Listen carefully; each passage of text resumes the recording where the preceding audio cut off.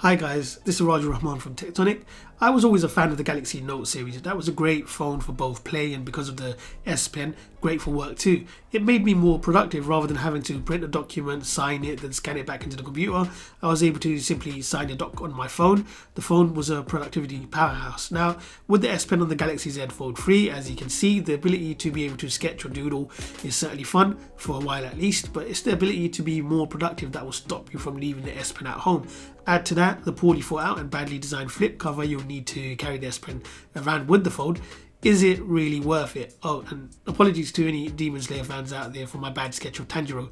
Please give this video a like and subscribe, and I promise I'll try harder next time. So let's talk about what I dislike about this S Pen. Well, there isn't necessarily much wrong with the S Pen itself, it's more the way you need to carry it. Unlike the Note series, the S Pen isn't integrated into the body of the fold, so you'll need to carry it in your pocket or inside this badly thought out flip cover.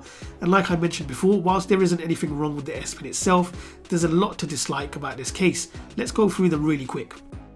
It makes the phone really wide and difficult to hold regardless of how you hold it. The cover isn't magnetic, so it'll flip and flop about a lot. When you do open up the fold to use the S Pen, it won't sit flat. Unless you prefer writing or drawing at an angle, it's just really annoying.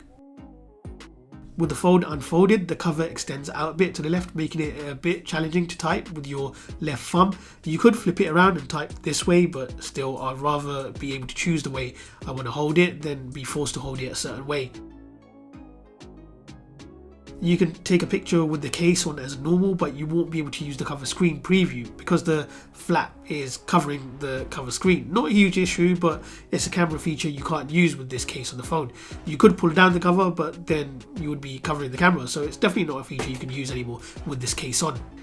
Anyways, that's enough hating on the case. At the very least, it does protect the phone all around, and you can slide the S Pen holder off the case if you wanted to, but that does somewhat defeat its purpose. Anyways, back to the S Pen. You can't use it on the cover display. Yeah, I know the cover display is small, but sometimes I want to quickly take a note or tick something off on the list. I appreciate that there's a bigger screen when you unfold, and using that is better, but being able to do simple things on the cover screen with the S Pen would have been really useful.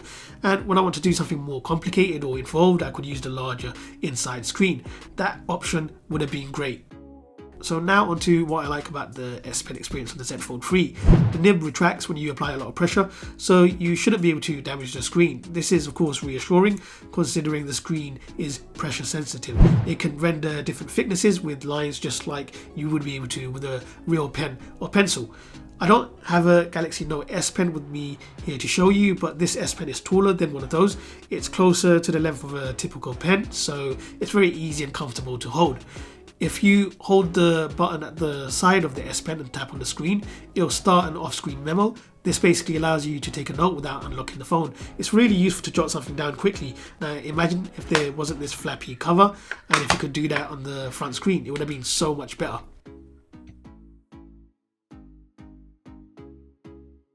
If the inside screen isn't big enough for you and the text still appears too small, you can use the magnify feature and simply hover the S Pen over the screen to magnify that area.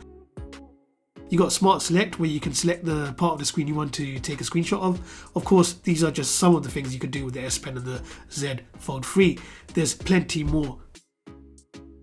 Something else a lot of people wanted to know is how it feels writing and drawing over the crease and the middle. You can feel it ever so slightly, but seriously, it's a non-issue for me. It doesn't hinder anything in my experience.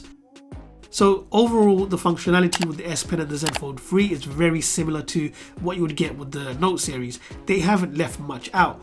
All we need now is a better case to carry the S Pen around in, and the experience will be so much better. As for the next fold, hopefully Samsung finds a way to integrate the S Pen into the body, then we might truly have a Galaxy Note replacement. This has been Raju Rahman from Tectonic. Thanks for watching. If you enjoyed this video and it helped you, please subscribe and like. That would really help me out. And don't forget to check out these other videos too.